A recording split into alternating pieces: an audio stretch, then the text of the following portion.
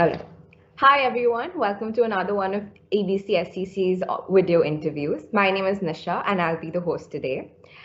With us here today we have Mr. Krishnava, who's the managing partner of Argus Partners.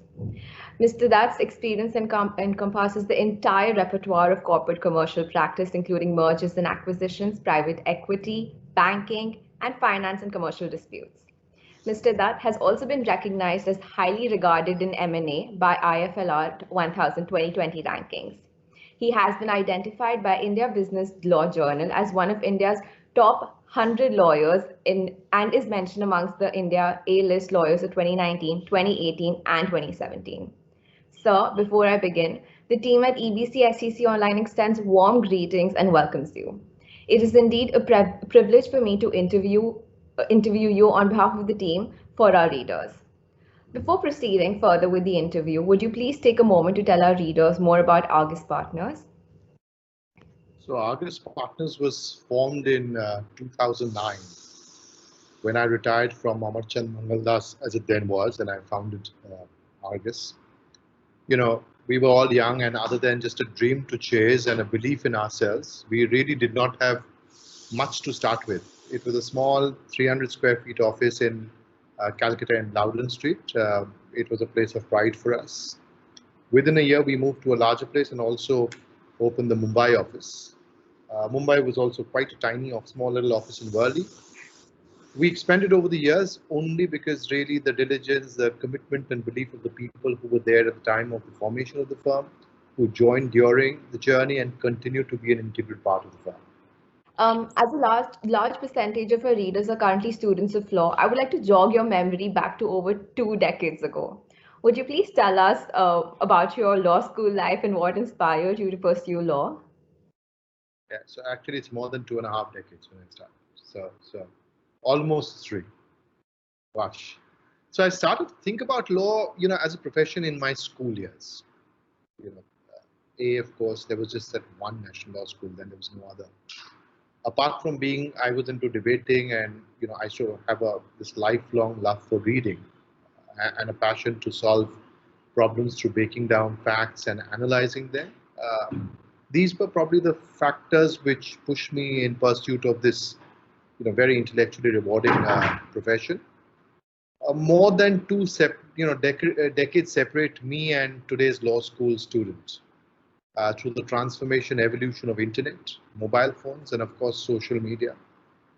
However, when I speak at some level, certain things remain, completely immutable. Of course, there are a lot more challenging times than we are in today. But I really get immensely encouraged when I see a large number of youngsters, when I'm in the cafeteria chatting with them or in the office. I see that same fire in the belly, still the same dedication, determination to succeed, still with the same ambition. So whilst that has changed, this part to my mind hasn't changed. And therefore I say the innate desire to succeed transcends generations and remains unaffected by, even this ever-changing socio-economic landscape. Right. Speaking of the youngsters, now we're seeing a trend of young lawyers who are quick to switch over from corporate law to litigation within a few years of graduating. However, it is safe to say that it was quite the opposite for you. From starting at the Calcutta High Court to now being the managing partner of Argus Partners, how did your journey take shape? So yes, I did start as a litigating lawyer and was always and still am quite passionate about litigation and making submissions before the bench, which I still do sometimes actually. So having traversed the entire spectrum from counsel practice to in-house to a law firm, I can only say that the constant in all these roles is law.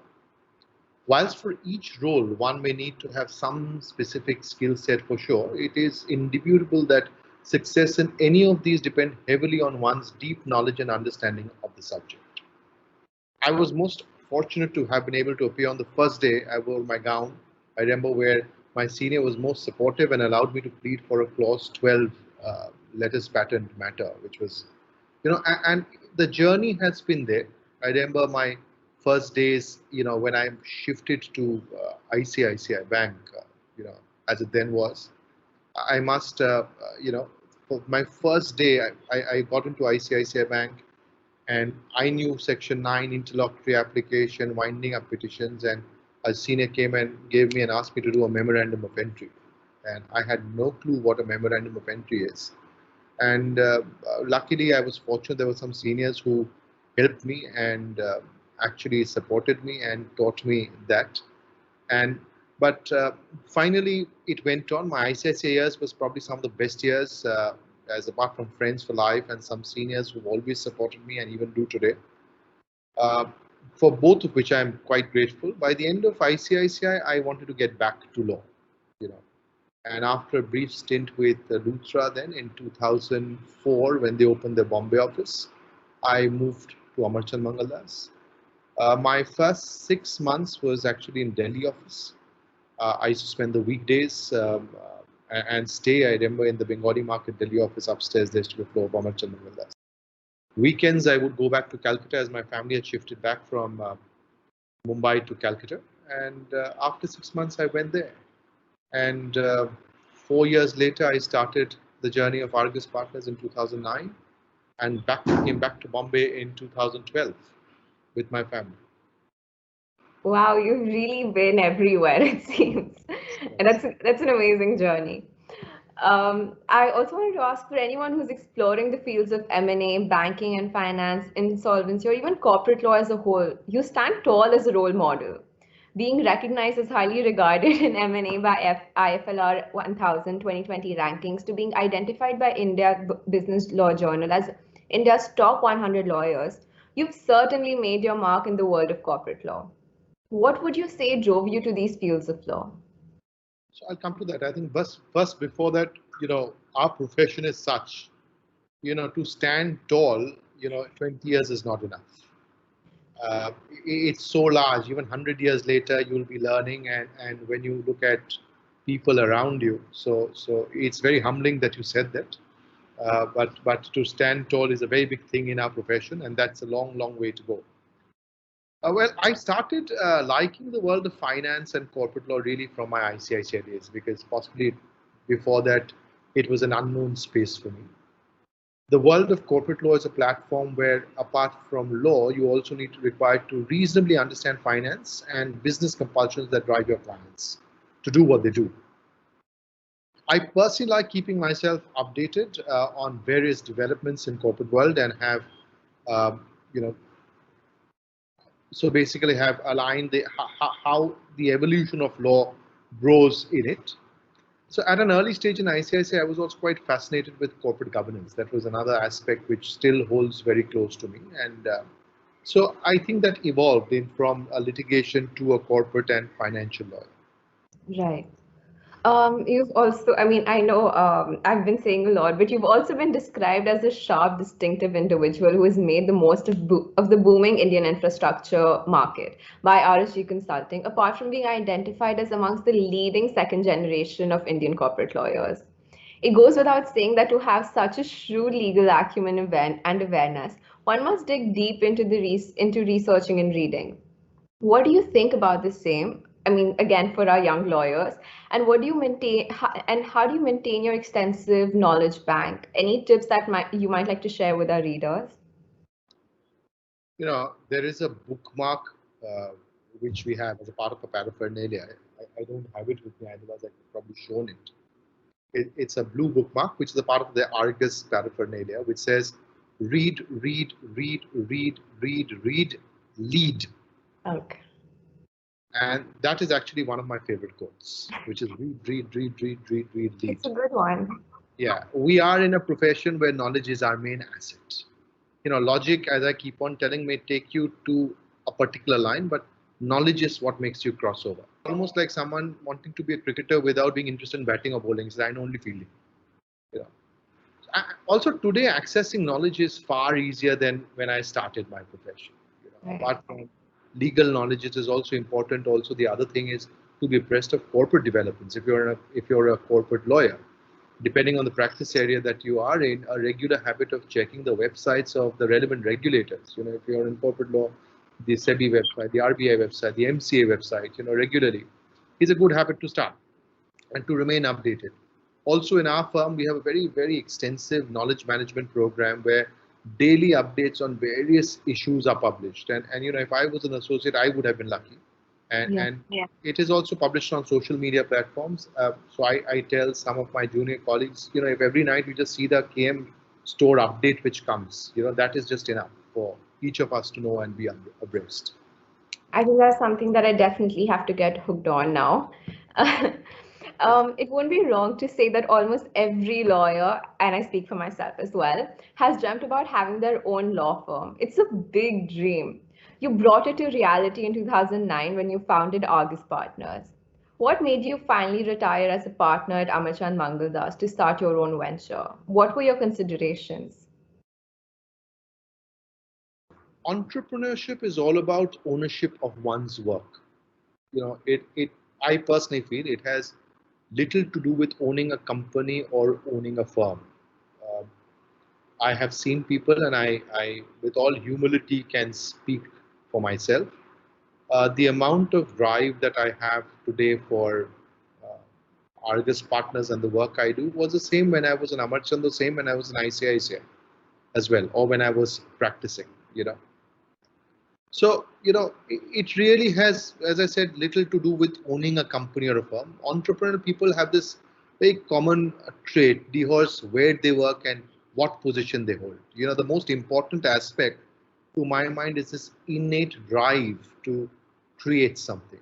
As said earlier, apart from a dream in our eyes and a die-hard belief that we can, is what got us here. I mean, the team and all who are partners are just got us going like that.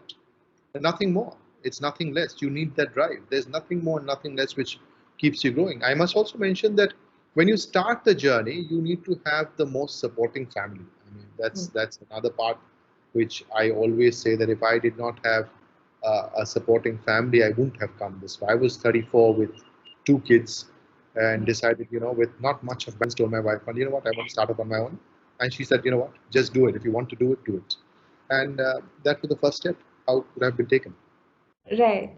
I mean, I think I can totally relate to that. I feel like my parents are the ones putting me through law school. Would you agree that to be your own boss brings about some, interesting experiences and teaches you important lessons? If so, would you like to share some of these experiences and lessons with our readers? So I must say, your first statement is a myth. You're never your own boss. As a successful person, is someone who's excels in managing expectations and aspirations of all clients and stakeholders. So one of the things of leadership is also managing aspirations and expectations of people you work with, your clients, your team members around you. As a partner of a firm, one is constantly required to stand up to the expectation of the clients on one side, to the team of one side. So it's always a major responsibility to carry. As a managing partner for firm, there's of course that realm beyond law and clients, which is the administration of the firm. However, if your firm has strong processes and you've got the right people to do the job, things usually fall in place. But going back, you're never your own boss. All right, I think you just burst a bubble there. But corporate lawyers are infamous for complaining about the lack of a work-life balance. I mean, even as a law student, I love telling my friends just how busy I am and I have no time to hang out. What is your response to the work-life balance complaint? So work-life balance is definitely important and a social necessity. There is no doubt about it. Because non-stop working is not only unsustainable, it's counterproductive and a recipe for an early burnout. And that doesn't last. That's a biological imperative. You have to deal with it. But it is also important to have a health. It is important to have a healthy, active social life and balance it.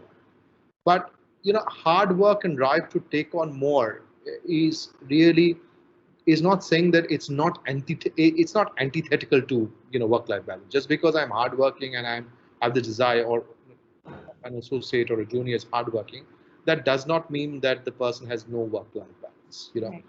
How much to work is eventually a personal choice. However, personal choice should be aligned with the aspirations. Uh, you know, After 15 years of a profession should be spent on defining your first progression of where you want to be.